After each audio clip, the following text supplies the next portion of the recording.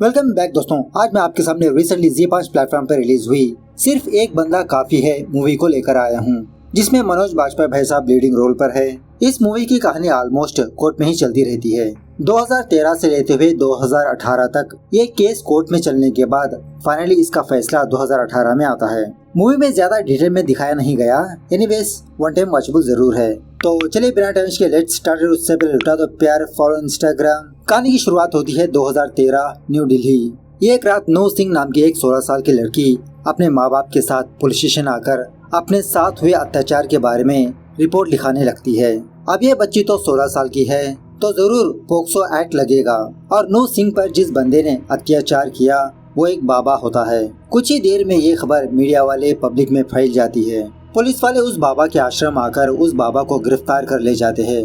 उनके सारे फॉलोअर्स आग बबूला होने लगते हैं। खैर दूसरे सीन में एडवोकेट सोलंकी नाम के एक बंदे को दिखाया जाता है। वही हमारे मनोज बाजपेयी भाई साहब। सोलंकी के घर में इसकी माँ और उसका छोटा बेटा रहता है। पत्नी बहुत सालों पहले शायद चली गई। दूसरी तरफ पुलिस वाले उस बाबा को जोधपुर हाई कोर्ट लाया जाता है। तो इसी कोर्ट में पहला सीजन स्टार्ट होता है। जज बाबा पर लगे हुए आरोपों को सेक्शन के तौर पर गिनते हुए बाबा से पूछने लगता है कि गिल्टी या नो गिल्टी। बाबा यही जवाब देने लगता है कि नॉट गिल्टी। उसके बाद पीपी जज साहब से रिक्वेस्ट करने लगता है कि बाबा जी को 15 दिन के लिए रिमांड पर भेजा जाए। बाबा का लॉयर शर्मा जज साहब से कहने लगता है कि दिल्ली पुलिस ने बिना जांच किए बाबा जी को अरेस्ट कर दिया। मैं जोधपुर पुलिस से रिक्वेस्ट करता हूँ कि इस केस की इन्वेस्टिगेशन करे। लेकिन जज साहब शर्मा जी की बातों को इग्नोर करते हुए बाबा जी को 15 दिन रिमांड पर भेज देता है। उसके बाद बाबा का बेटा लॉयर शर्मा जी को कॉल करके यही पूछने लगता है कि आपने पहले ही सीजन में हार गए।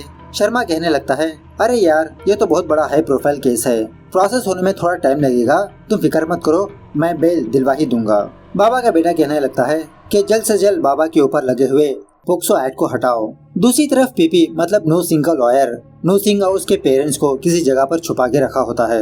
नू के माँ बाप को मिठाइयाँ बांटने लगता है क्योंकि बाबा अंदर गया, और इन दोनों से ये भी कहने लगता है कि मैं अपनी जान पर खेलकर नू बिटिया को इंसाफ दिलाकर ही रहूंगा। बहुत सारे लोग इस केस को पलटने का सोच रहे हैं, इसलिए आप लोग बिना मेरी जानकारी के किसी से भी बात मत करो। उसके बाद नू का फादर इस लॉयर से चार्जशीट की कॉपी पूछने लगता है। लॉयर कहने लगता है, हाँ वो भी दे देंगे हम, मेरे पास तो सेफ ही है, ठीक है आप दोनों अपना ख्याल रखिए। इस तरह से बाहर आकर बाबा के लोगों से डील करने लगता है। यह लॉयर उन लोगों से 10 करोड़ रुपए मांगने लगता है। तभी इस लॉयर की बातें नू का फादर सुन लेता है चोरी चुपके। समझ जाता है कि यह साला भी बेईमान निकला। उसी वक्त नू का फादर पुलिस वालों को बुलाकर सारा मामला समझाने लगता है। एक लेडी पुलिस ऑफिसर नू की फैमिली को समझाने लगती है कि देखिए मैं एक बंदे को जानती हूँ जो आपकी मदद कर सकता है। ऐसा कहते हुए पुलिस वाले नू की फैमिली को एडवोकेट सोलंकी के पास लाते हैं। अब सोलंकी इस केस के बारे में ऑलरेडी जानता होता है, मतलब सारे न्यूज चैनल्स में आ चुकी होती है। तो सोलंकी इन्हीं लोगों से सच जानने के लिए नू के माँ बाप और नू को एक एक करके अपने कैबिन में बुलाकर इनके साइड से कहानी को जानने लगता है। एक्चुअली नू किसी हॉस्टल में रहती थी। एक दिन अचानक से नू की तबीयत बिगड़ने लगी, मतलब शायद इसके पेट में बहुत जोर से दर्द होने लगा। हॉस्टल की वार्डन ने फटाफट से नू के फादर को अपने पास बुलाकर कहने लगी कि नू के ऊपर किसी भूत प्रेत का साया है, फटाफट से नू को बाबा के पास दिल्ली ले जाना होगा। जब नू की फैमिली पहले दिल्ली आश्रम में गए तो आश्रम में बाबा जी नहीं थे। सो उसी वक्त नू की फैमिली जोधपुर पहुँचे। बाबा नू को देखते ही समझ गया कि इसके अंदर भूत प्रेत का साया है। नू के माँ बाप से कहने लगा कि बिटिया की शुद्धि करानी होगी। बाबा नू के माँ बाप को यहीं पर रुकाकर नू को अपने कुटिया में ले जाकर कहने लगा था कि पढ़ाई में क्या रखा है, तुम मेरी भक्त बन जाओ, मेरी सेवा करो, यही में तुम्हारी भलाई है। ऐसा कहते हुए वो बाबा जबरदस्ती नू के साथ बलात्कार किया। इस लड़की का बयान सुनते वक्त सोलंकी थोड़ी देर के लिए लिखना बंद कर देता है, मतलब ऐसे शब्द इसके हाथों से लिखे नहीं जाते। खैर सारा बयान सुनने के बाद सोलंकी नू की तारीफ करने लगता है कि तुमने बहुत ही हिम्मत जुटाकर ये कदम उठाया, ऐसे ही हिम्मत के साथ तुम अदालत में भी खड़ी हो। जब नू ने अपने साथ हुए हादसे के बारे में अपने माँ बाप को बताया, नू के माँ बाप आश्रम जाने लगे बाबा से मिलने के लिए, लेकिन गेट पर ही नू की फैमिली को रोक दिया जाता है। सो फाइनली ये लोग पुलिस स्टेशन जाकर FIR दर्ज करवाते हैं। सोलंकी नू के माँ बाप को अपने कैबिन में बुलाकर अपना एक छोटा सा इंसिडेंट बताने लगता है। कुछ दिनों पहले मेरे पास एक केस आया था। केस ये था, सिग्नल पड़ने के बावजूद भी एक बाइक वाला बंदा तेजी से गुजरने लगा उसी रास्ते से एक बाप अपने छोटे बच्चे को लेकर गुजर रहा था। टाइम पर ब्रेक ना लगने की वजह से उस छोटे बच्चे के पैर पर जख्म हो गया। फटाफट से ये लोग उस छोटे बच्चे को हॉस्पिटल ले जाते हैं। चेकअप करने वाला डॉक्टर कहने लगता है कि सब कुछ ठीक है, बस हल्का सा जख्म हुआ। इसके थोड़ी देर बाद उस बच्चे के पैर पर जबरदस्त पेन होने लगा।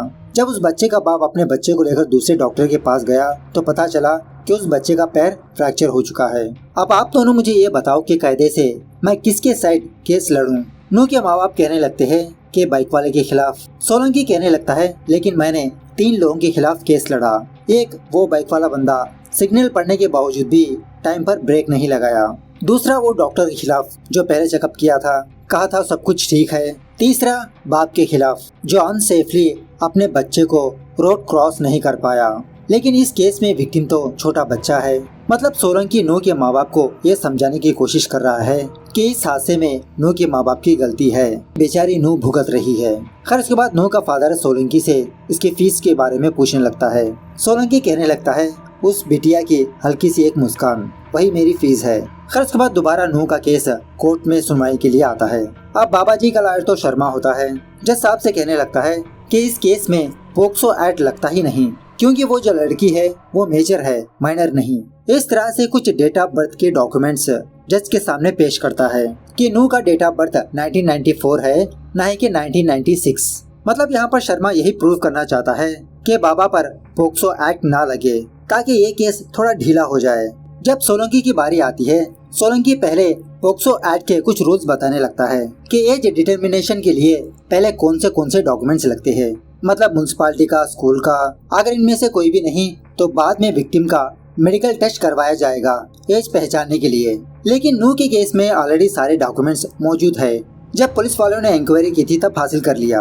और इस फर्स्ट स्टेज के डॉक्यूमेंट्स में नू का बर्थ ईयर 1996 है, तो ऐसे में दूसरे डॉक्यूमेंट्स की क्या जरूरत। सो और कंफर्मेशन के लिए सोलंकी स्कूल की प्रिंसिपल को एग्जामिनेशन करने का रिक्वेस्ट करता है। मतलब शर्मा ने जिस स्कूल के डॉक्यूमेंट्स कोर्ट के सामने पेश की उस स्कूल की प्रिंसिपल को, सो जज सोलंकी को परमिशन दे ही देता है। एक्चुअली यहाँ पर एक और बात यह है कि सोलंकी किसी भी हालत में उस बाबा को बेल दिलवाना नहीं चाहता।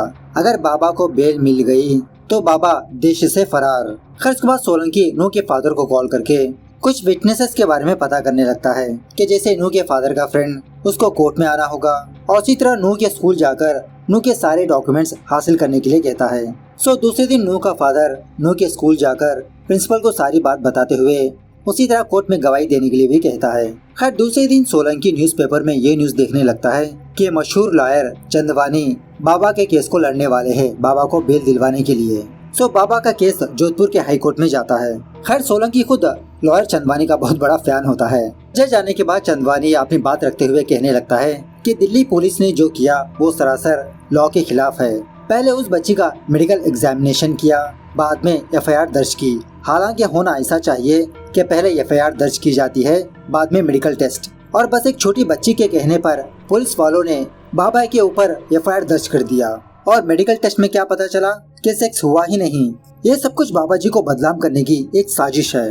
सो इसीलिए मैं कोर्ट से अपील करता हूँ कि मेरे क्लाइंट बाबा को बेल दे दिया जाए। खैर जब सोलंकी की बारी आती है, सोलंकी दोबारा पोक्सो एक्ट के बारे में कुछ रूल्स बताने लगता है कि पोक्सो एक्ट के तहत जरूरी नहीं कि विक्टिम का रेप हो। अगर विक्टिम के गलत पार्ट को टच भी किया तो ये रेप के नीचे ही आता है। और इसी तरह पोक्सो एक्ट के तहत पहले विक्टिम का मेडिकल टेस्ट किया जाता है, बाद में एफआईआर। इतने बड़े लॉयर होकर आपको पोक्सो एक्ट के बारे में नहीं पता। सो इस तरह से सोलंकी और थोड़े रूल्स बताकर अपना आर्गुमेंट जज के सामने रखता है। सो फाइनली जज बाबा को बेल देने से मना ही कर देता है। उसके बाद उसी रात बाबा के लोग सोलंकी के घर आकर 20 करोड़ की रिश्वत देने लगते हैं, लेकिन सोलंकी इन लोगों को पुलिस की धमकी देकर अपने घर से भगा देता है। खास बात दोबारा बाबा का केस जोधपुर के कोर्ट में ही आता है। मतलब इस कोर्ट में आर्गुमेंट चलेगी। सो राज सज्जन नाम का एक बाबा का फॉलोअर कोर्ट में आकर अपना इस तरह से बयान देने लगता है कि इसने एक बार बाबा को लड़कियों के साथ बुरी हरकत करते हुए देखा था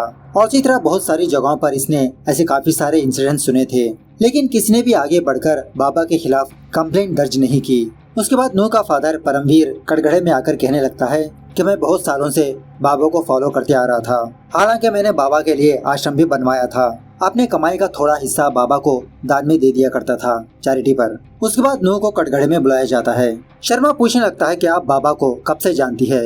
नूह कहने लगती है, जब मैं 10 साल की थी मेरे पापा मुझको लेकर आश्रम जाया करते थे। शर्मा नूह को और भी काफी सारे सवाल पूछने लगता है। सिंबू से बात करे तो नूह को तोड़ने की कोशिश करने लगता है, लेकिन नूह बिना हिचकिचाए अपना बयान देने लगती है। खैर उसके बाद नूह के हौसले को देखकर और बाकी लोग बाबा के बेटे के ऊपर एफआईआर दर्ज करवाते हैं कि इसने भी कुछ बच्चियों के साथ बलात्कार किया। शायद बाबा का बेटा फरार हो जाता है। उसके बाद जब एक विटनेस अपने रास्ते से जा रहा होता है, बाबा के लोग बाइक पर आकर इस बंदे के चेहरे पर एसिड डालकर शायद इसे मार देते हैं। ये खबर देखने के बाद बेचारा सोलंकी बहुत डर जाता है। जब सोलंकी अपने काम पर जाने ही वाला होता है, तभी ये ऑब्जर्व करता है कि बाइक पर 2 लोग सोलंकी को फॉलो कर रहे हैं। लेकिन उसी वक्त सोलंकी पुलिस वालों को कॉल करके उनके हाथों से बच निकलता है। दूसरी तरफ बाबा के लोग नूह के स्कूल के प्रिंसिपल को भी धमकी देते हैं कि किसी भी हालत में ये कोर्ट में हाजिर नहीं होना चाहिए। फाइनली 2 महीनों के बाद पुलिस वाले बाबा के बेटे को भी गिरफ्तार कर लेते हैं। आफ्टर 3 या 4 महीनों के बाद दोबारा नूह का केस कोर्ट में सुनवाई के लिए आता है। सोलंकी पहले बापट नाम की एक स्कूल प्रिंसिपल को कटघरे पर बुलाता है। मतलब पिछली बार शर्मा जी ने जिस डॉक्यूमेंट्स को कोर्ट के सामने पेश किया था, नूह की डेट ऑफ बर्थ को लेकर उस स्कूल की प्रिंसिपल होती है ये। सोलंकी कोर्ट के सामने कुछ डॉक्यूमेंट्स को पेश करते हुए ये प्रूव कर ही देता है कि नूह सिंह ने बापट की स्कूल में पढ़ाई ही नहीं की, ये तो फेक सर्टिफिकेट्स है। एक्चुअली यहाँ पर बहुत ही लंबी आर्गुमेंट चलती है, मैं सब कुछ सिमट कर बता दिया। बापट के बाद सोलंकी एक और बंदे को कटघरे में बुलाता है। ये बंदा कहने लगता है कि जब आश्रम से कोई बंदा आता था इसके पास से जड़ी बूटी लेने के लिए, और वो जड़ी बूटी कान करने की जड़ी बूटी होती है। बाबा के बारे में पहले बताने से डर गया था, लेकिन नूह का हौसला देखकर ये कोर्ट में आया। खैर कोर्ट खत्म होने के बाद जब सारे लोग कोर्ट से बाहर आने लगते हैं, तभी भीड़ में से एक बंदा आकर उस बंदे को चाकू से मार देता है, जिसने अभी थोड़ी देर पहले बयान दिया था, जड़ी बूटी बेचने वाला। ये होने के बाद सोलंकी का जान पहचान वाला एक पुलिस वाला सोलंकी को कॉल करके उसे वार्न करने लगता है, थोड़ा अपना और अपने फैमिली का ख्याल रखना, और फटाफट से पुलिस स्टेशन बुलाता है एक खबर देने के लिए। पुलिस स्टेशन जाने के बाद सोलंकी को पता चलता है कि इस केस में बहुत सारे विटनेसेस गायब हो रहे हैं। एसपी साहब अपनी टीम को बुलाकर सोलंकी और सारे विटनेसेस की प्रोटेक्शन करने के लिए कहता है। उसी तरह से कुछ पुलिस वाले नूह के घर के पास पहरेदारी देते रहते हैं, और उसी तरह एक पुलिस वाला हमेशा सोलंकी के साथ रहता है। नूह जिस स्कूल में पढ़ाई करती है वहाँ पर भी पहरेदारी लगाई जाती है। एक रात नूह सोलंकी के पास आकर यही कहने लगती है, इसको ऐसा लगता है कि इसने कोई गलती की, लेकिन सोलंकी नूह को बहुत ही अच्छी तरीके से मोटिवेट करने लगता है। खैर और कुछ महीनों के बाद नूह का केस दोबारा कोर्ट में सुनवाई पर आता है। इस बार लॉयर शर्मा नूह से दोबारा स्टेटमेंट बुलवाने लगता है, फ्रॉम स्टार्टिंग टू एंड, क्या एक्चुअली नूह के साथ क्या हुआ। नूह का बयान सुनने के बाद शर्मा नूह से पूछने लगता है कि कमरे का नक्शा कैसा था। नूह जितना याद है उतना बताने लगती है कि बेड थी, दरवाजे पर कुंडी थी, टेबल फैन था। शर्मा पूछने लगता है कि बेडशीट का कलर कौन सा था। नूह जवाब देने लगती है कि शायद काली थी। शर्मा कहने लगता है काली नहीं बल्कि नीली थी। यह सुनने के बाद शर्मा जज साहब से कहने लगता है कि आज इस कोर्ट में नूह ने जिस तरह से अपना बयान दिया, सेम ऐसा ही बयान एफआईआर में मौजूद नहीं है, तो ऐसे में पुलिस वाले बाबा जी को कैसे गिरफ्तार कर सकते हैं। तभी सोलंकी अपने प्लेस से खड़ा होकर जज साहब से कहने लगता है कि एफआईआर का मतलब ही यही है कि it's a first hand basic information. Victim के साथ जो हादसा पेश आया उस वक्त विक्टिम शॉक में थी, विक्टिम को रिकवर होने के लिए थोड़ा टाइम लगेगा। नूह भी कहने लगती है कि जिस बंदे को मैंने अपना भगवान माना उसी ने मेरे साथ ऐसी हरकत की। अभी तक मैं इस बात को विश्वास नहीं कर रही हूँ, मुझे हजम ही नहीं हो रही है बात। खैर दूसरे दिन बाबा के आदमी एक और विटनेस को गोली मार देते हैं खुलेआम। इन सारे हादसों को देखकर सोलंकी अपने असिस्टेंट को काम से निकाल देता है ताकि इसकी असिस्टेंट की जान बच जाए। दूसरी सुनवाई में वेंकटेश्वर स्वामी नाम का एक और बहुत बड़ा लॉयर बाबा के हक में लड़ने लगता है, लेकिन कोर्ट में वेंकटेश्वर स्वामी अपना मुद्दा खड़ा करने से पहले सोलंकी जज से कहने लगता है कि बाबा जी ने वेंकटेश्वर स्वामी को ऐसी कोई परमिशन नहीं दी अपना केस लड़ने के लिए। वेंकटेश्वर स्वामी अपने खुद ही से आए हैं। इसके रिलेटेड जज के सामने कुछ सबूत भी पेश करता है। ये जाने के बाद जज दोबारा बाबा को बेल देने से मना ही कर देता है। खैर और कुछ महीनों के बाद बाबा का केस सुप्रीम कोर्ट में जाता है। बाबा का लॉयर जज से कहने लगता है कि बाबा जी को कुछ दिमागी बीमारी है और इसका इलाज सिर्फ दूसरे कंट्री में ही हो सकता है। इलाज करवाने के लिए कोर्ट से बेल का अपील करने लगता है। इसी आर्गुमेंट के दौरान सोलंकी की मां सोलंकी को कॉल करके एक शॉकिंग न्यूज बताने लगती है कि सोलंकी का बेटा मिसिंग है, कहीं पर भी नजर नहीं आ रहा। हालांकि पुलिस वाले इसकी तलाश कर रहे हैं। उसके बाद सोलंकी दोबारा कोर्ट में आकर एक सेलिब्रिटी का एग्जाम्पल बताते हुए कहने लगता है कि उस सेलिब्रिटी को भी ऐसे ही दिमागी बीमारी हुई थी, लेकिन उसका इलाज इंडिया में ही हो चुका है। और इसी तरह बाबा के जो मेडिकल रिपोर्ट्स है वो 4 साल पुराने हैं। मतलब बाबा को 4 साल पहले ही वो बीमारी थी, लेकिन अचानक से अब ट्रीटमेंट की क्या जरूरत पड़ गई। तो जज ये फैसला सुनाने लगता है कि बाबा जी का दोबारा मेडिकल टेस्ट किया जाए। खैर कोर्ट खत्म होने के बाद सोलंकी को ये बात पता चलती है कि सोलंकी का बेटा मिल चुका है, मतलब अपने दोस्तों के साथ कहीं पर गया था घूमने के लिए। उसके बाद बाबा जी का दिमाग का मेडिकल टेस्ट किया जाता है। सारे रिपोर्ट्स देखने के बाद जज यही फैसला सुनाता है, बेल डिनाइड। खैर उसके बाद सीन 2018 में शिफ्ट होता है, जजमेंट डे। मतलब ये केस 2013 से चलते चलते 2018 तक आया। कोर्ट में जज दोनों लॉयर्स को अपना अपना क्लोजिंग स्टेटमेंट देने के लिए कहता है। शर्मा कोर्ट के सामने यही कहने लगता है कि बाबा जी ने काफी सारे अपनी अपनी संस्थाएं बनाई है, हॉस्पिटल्स, स्कूल्स, कॉलेजेस। अगर बाबा जी को सजा दे दिया जाता है तो ये सारी संस्थाएं बंद हो जाएंगी, गरीबों के सर पर सहारा उठ जाएगा। सो इसी को ध्यान में रखते हुए बाबा जी के हक में फैसला सुनाया जाए। जब सोलंकी की बारी आती है, सोलंकी जज साहब से कहने लगता है कि इस केस में बाबा को बेल दिलवाने के लिए बड़े बड़े लॉयर्स शामिल हुए। कभी इस छोटी बच्ची का एज बढ़ाकर बताया गया, कभी पोक्सो एक्ट को हटाने की कोशिश की, काफी सारे विटनेसेस की जान चली गई, मिसिंग हो गए। ऐसा कहते हुए रामायण का एक बेस्ट एग्जाम्पल देने लगता है। जब प्रभु राम ने रावण को वध किया था, उस वक्त रावण को मोक्ष नहीं मिला था। रावण ने शिव जी की बहुत तपस्या की, माफी मांगा, लेकिन शिव जी ने रावण को माफी नहीं किया। जब माता पार्वती इसके बारे में पूछा तो शिव जी ने कहा कि गुनाह करने के 3 प्रकार होते हैं। पहला वो गुनाह जो जाने अनजाने में गुनाह हो जाता है, उस चीज को माफ किया जा सकता है। दूसरा गुनाह है अति पाप, जैसे हत्या, अपहरण, रेप, इसकी भी माफी की जा सकती है। लेकिन तीसरा गुनाह है महापाप, और इस पाप की कोई भी माफी नहीं मिल सकती। अगर रावण ने रावण के भेष में सीता का अपहरण करता तो इसे माफी मिल सकती थी, लेकिन रावण ने एक साधु बनकर माता सीता जी का अपहरण किया। रावण के इस काम की वजह से सारे साधुओं पर उंगली उठेगी। उसी रावण का काम किया है इस बाबा ने। फाइनली जज साहब उस बाबा को लाइफ इम्प्रिजनमेंट की सजा दे ही देता है। इस तरह से पूरे 5 साल के बाद नूह को इंसाफ मिलता है। इस तरह से ये मूवी यहाँ पर दी एंड होती है।